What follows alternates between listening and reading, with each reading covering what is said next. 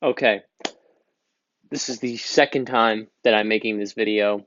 The first time I didn't think that I was giving the album a fair chance because I hadn't listened to it a second time and I had decided to listen to it again. In fact, I've listened to it three times at this point, and it is at this point, with respect to my exposure to the album, that I think I'm ready to offer proper criticism of it. Just going to go ahead and get started here. For those of you who don't know, Gesaffelstein is a French music producer who has worked most notably with The Weeknd, and he has also worked with French electronic music legend Jean-Michel Jarre. I may be mispronouncing that. I apologize if I am. But he released his debut album Aleph in 2014 to much critical acclaim. Essentially, this gentleman has been around for a little over a decade, if I'm correct. He has releases on Turbo. He also has releases on the now fortunately closed label Romance. Um, he's known for also his work with Kanye West. He helped produce Send It Up, and that's really all you need to know about him. Some people describe his music as techno. I think it falls closer into the realm of electro, specifically with some of the music that he released on Turbo, but on the Variations EP, but perhaps I'm wrong, and in which case I apologize. I know how aggressive techno fans can be with respect to how their music is classified. Let's get started here. This album had a lot of hype behind it. When Gesaffelstein announced that he was making new music upon signing to Columbia, and all these billboards popping up around the world containing just his name on a black background with like this gold lettering, people were just unbelievably hype. What could this man follow up with in order to succeed or to provide a worthy successor to Aleph? He came out with the first single in November, if I recall correctly. It was called Reset, or it is called Reset, and the music video got some traction because it contains a gentleman who looks like the now probably soon to be incarcerated rapper 6ix9ine. Reset is a very straightforward instrumental. It's sort of a combination of some of the elements that we have heard from Gesaffelstein, where he takes these very heavy instrumental sounds and he kind of pairs it with what I could describe as a sort of thug beat. Uh, since, like the BBC interview, his inner thug has come out. It is with this instrumental that many people wondered, well, it isn't as aggressive or brash as his earlier work was. What could be on it? Some people said, I think within the context of the album, this will be better. I don't necessarily find that as a valid argument, especially considering the fact that, if it's single, it's supposed to represent the album, and this is like selection from the album. Like what this is what he's showing the world that could be, or his label is probably his label's deciding that this is the most appropriate single. Um, so there were some people who were worried, some people were amped. All I knew is I was amped because I really enjoyed Reset. Then in January, he came out with another single with The Weeknd. It was featuring The Weeknd. It was called Lost in the Fire. Um, some people didn't really like it. Some people thought The Weeknd, phoned in his performance and that it was more of the same from The Weeknd. I enjoyed it. I enjoyed the instrumental, although I didn't enjoy some of The Weeknd's lyricism, specifically him talking about how he's so good at sex that he can convert girls who think they may be a lesbian, a girl who may think she's a lesbian or that she's bisexual, into being straight. I'm kind of over that sort of trope in music. I was over it when Theophilus London did it, and I'm over it now. My opinion hasn't changed on it. I think it's just kind of immature. It's not so much that I think it's disrespectful. I just think it's kind of played out at this point. We get it. The Weeknd's good at sex. He's good at getting with girls. This has been established since House of Balloons. So some people were concerned. I wasn't necessarily concerned. The production was still there. The instrumentalism was still on point. Um, I thought that this was kind of reflective of a different direction, which I'm always fine with. I don't have an issue with an artist changing their direction. R.L. Grime did it incredibly well with Nova, whereas Void was very dark, very atmospheric, and lacked what some would say direction. I kind of felt that too in retrospect. Nova was more cohesive and put together. So I thought to myself, okay, don't panic. It's still going to be good. Then he decided to go ahead and release a track listing, and we saw a Pharrell feature, we saw a Haim feature, we saw an Electric Youth feature, and we also saw that the Hacker is going to be featured on it. So I figured, okay, well, Pharrell can kind of do anything. I'm not really familiar with Haim, and I still haven't listened to any of their other music except for what's on this. And Electric Youth, I'm not really familiar with, but the Hacker's on it, and the Hacker is this it's Gesaffelstein's, I think it's like his mentor, his inspiration. He plays a major role in his music production in terms of just perhaps providing Gesaffelstein some sort of influence. So, what can go wrong? So much can go wrong, evidently. I'm just going to go ahead and start breaking down this album track by track, just how I felt about it. Hyperion, title track, opener. It's essentially this incredibly aggressive arpeggiation that is incredibly bright. It's incredibly hopeful. It's very inspirational in a way, but it builds up to nothing. Unfortunately, I I was left wanting more, and the motifs that this song establishes are they're pretty much gone come the second song, which is Reset, which I've already spoken about. Then Reset is followed up with Lost in the Fire, which I've already spoken about. I Then it's followed up with Ever Now, which is a brief instrumental track. Again, not very notable. I don't see myself ever listening to it outside of the context of the album. And this is where the whole concept of, oh, Lost in the Fire is going to be better within the context of the album. Oh, don't worry about it. Well, that's the context of the album. It it doesn't. It's a pretty bad omen at this point. Blast Off, which I had listened prior to the album's release when it was released as a single.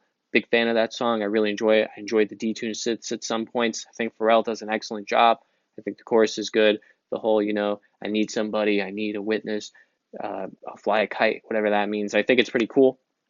I think Pharrell did an excellent job with the weekend there, and I wouldn't be surprised if some of Pharrell's production also showed up on Blast Off, because of all the songs on here, Blast Off seems to have some of the best polish from an instrumental perspective, in my opinion. So Bad featuring Haim. Again, this is just another case of, all right, we get it. You can play chords really well on analog synthesizers. Where are we getting at? It's just another case of, you know, it just feels like it's an idea. It's not really something that should be pressed. It's not something that's ready for publish. It gave me the impression that this was sort of like a concept or a work in progress, but then it got mastered and mixed and put on the album. So it's followed up with Forever, which features Electric Youth. This is another case of just, if I recall correctly, this is also a song that features a bass on it, like a bass guitar, which plays pretty well into the instrumental. But of course, I'm let down until the Hacker appears at 3 minutes and 20 seconds in and takes us back to the Variations era Gesaffelstein, which we expected, and we hear full frontal that Doppler effect influence showing itself on the track for the remainder of it from 320 onwards. Very happy about that. I enjoyed it. It was probably the best part of the song and also another highlight of the album. It's too bad that it is only, let me check here, how many seconds is the song? The song is 4 minutes and 32 seconds long, so you get a minute and 10 seconds worth of worthy electro. Next is Vortex, which is the best song on the album. It's aggressive. It's really dark. It's very atmospheric. It really just brings you into the world that you want to be immersed in with respect to Gesaffelstein's music. When you listen to this guy, you want like just some dark instrumental music, and this does it best. This is the Gesaffelstein that I know and love, and that I'm sure that fans of his know and love. Memora, I really got upset about this song in The Office. Is the most explicit example earlier today when I listened to it. Is it just me, or does this sound like Boards of Canada, but if you made it electro? This doesn't sound like Gesaffelstein. This I mean, it does, but it sounds like he kind of took his sound and then put it on a MIDI if Boards of Canada wrote it, which I don't necessarily have an issue with. But the fact that his song kind of lowers what you think of it, it lowers the quality that you expect of it. I don't know necessarily what the takeaway of this is. It sounds like the second track on Music Has the Rights to Children by Boards of Canada. It's just very disappointing. It's forgettable. Um, I mean, we're at the tail end of the album now. This is the closer. You've been listening. Just I mean, imagine how I felt while I was listening to this. You know, uh, this album is incredibly short. By the way, you blow through it in 0 seconds. I mean, it feels you could listen to this on your commute to work. That's how short the album feels. I mean, if you don't care about the weekend song, you can skip it. If you don't like Reset, you can skip that. It's 2 songs gone. If you've listened to the Pharrell song a million times like I have, you can skip it. Of course, I opted not to skip any of these songs, but one of my fellow Gesaffelstein fans, DTB, he skipped the weekend song because he just was not feeling it. Understandably so. So you've gone through all these songs, you've gone through these, uh, or I would describe it as like a synth. Uh, it's like a synthesizer, all you can eat, smorgasbord, I guess. And you've reached a point you're wondering what could be at the end of this album. And bear in mind, the last song takes up a good amount of time of the album. I think it's what, 10 minutes long? Almost 11 minutes long. It's 10 minutes and 42 seconds long. So you were wondering, what does this French, techno prince, Prince of Darkness, whatever, what does this stylish French man have in his back pocket? And you know what? He has an idea that has already been done 6 years ago on the Max Payne 3 soundtrack, in specifically the Panama Canal OST, that level. You can look it up. Look up Max Payne 3 Panama Extended OST, and you will listen. It's like time traveling. Okay, it seems as if he heard it, and then he decided he was going to apply his own sonic touch to it, his own flavor to it. Whereas Health's version was, a lot more, I mean, it's a game soundtrack, so it's dynamic to the game and it's fitting to the game's context. But even alone, I mean, the differences are, very minute, they're very minute. The fact of the matter is that Humanity Gone is essentially a Health song.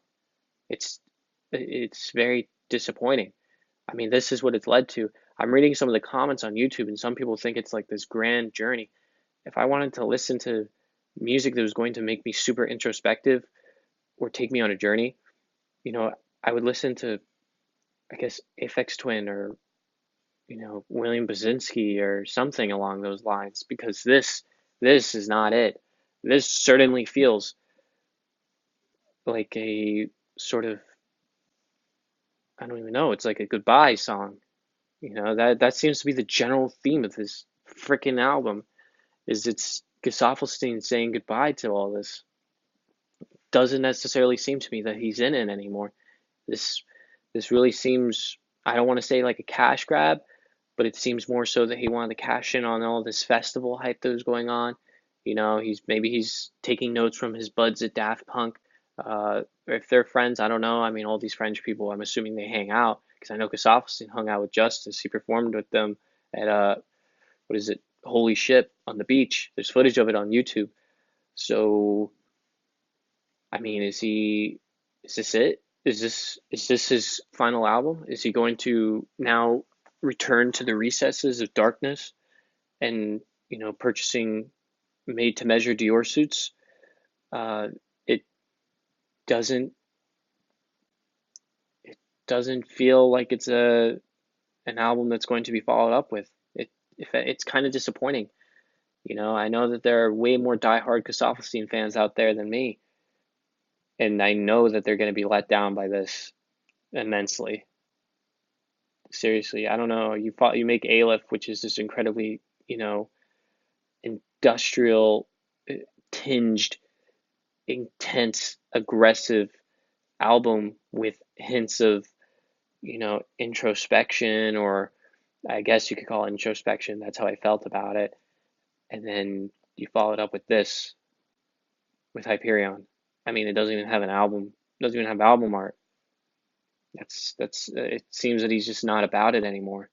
Yeah, I wonder what his performances are going to bring. Is it going to be a DJ set? Is he going to go back and do his live thing again? Where he's basically making, just launching clips off in Ableton?